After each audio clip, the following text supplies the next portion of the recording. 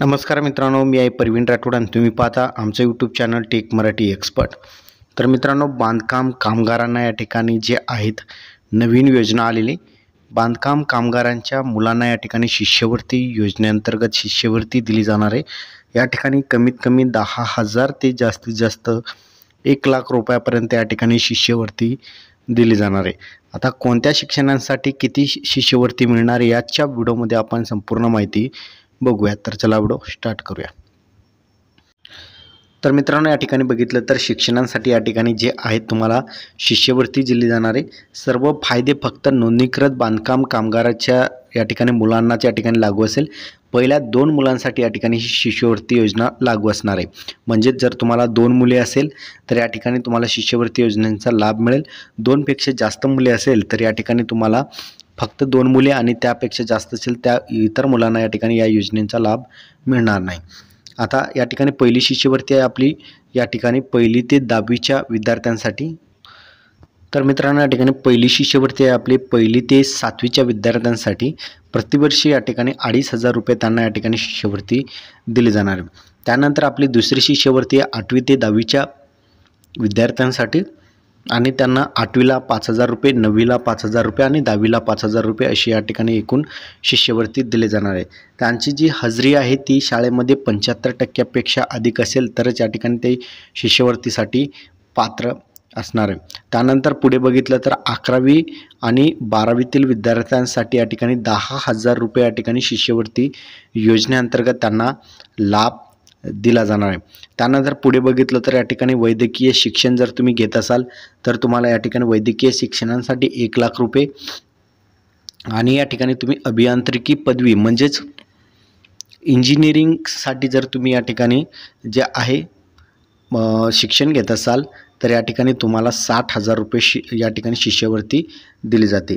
पत्नीसाठी या ठिकाणी शिष्यवृत्ती योजना अंतर्गत या ठिकाणी लाभ दिला जाणार आहे। जर तुमची एखादी पत्नी असेल आणि ती इंजिनिअरिंग डिग्री करत असेल तर त्यांना सुद्धा या ठिकाणी शिष्यवृत्ती योजनेचा लाभ दिला जाईल।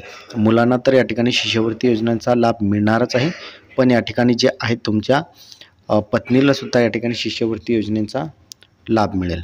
त्यानंतर बघितलं तर डिप्लोमा कोर्सेसमध्ये सुद्धा या ठिकाणी शिष्यवृत्ती योजनेचा लाभ दिला जाणार आहे। यामध्ये डिप्लोमा कोर्सेससाठी प्रतिवर्षी या ठिकाणी 20,000 रुपये, पोस्ट ग्रॅज्युएशन डिप्लोमा कोर्सेससाठी प्रतिवर्षी या ठिकाणी 25,000 रुपये या ठिकाणी जे आहेत शिष्यवृत्ती योजनेअंतर्गत लाभ दिला जाणार आहे। फक्त शासन मान्यताप्राप्तच या ठिकाणी खडबडीत जे आहे कोर्सेस असेल त्यावरच या ठिकाणी ही योजना जी आहेत लागू असणार आहे। आता या ठिकाणी बघितलं तर 10वी ते 12वीच्या विद्यार्थ्यांसाठी सुद्धा या ठिकाणी ज्या 10,000 रुपये प्रतिवर्षी या ठिकाणी शिष्यवृत्ती योजना लागू असेल। 50% किंवा त्यापेक्षा अधिक जर तुम्हाला टक्केवारी पडलेली असेल तर तुम्हाला या ठिकाणी 10,000 रुपये या ठिकाणी शिष्यवृत्ती योजनेअंतर्गत लाभ मिळणार आहे।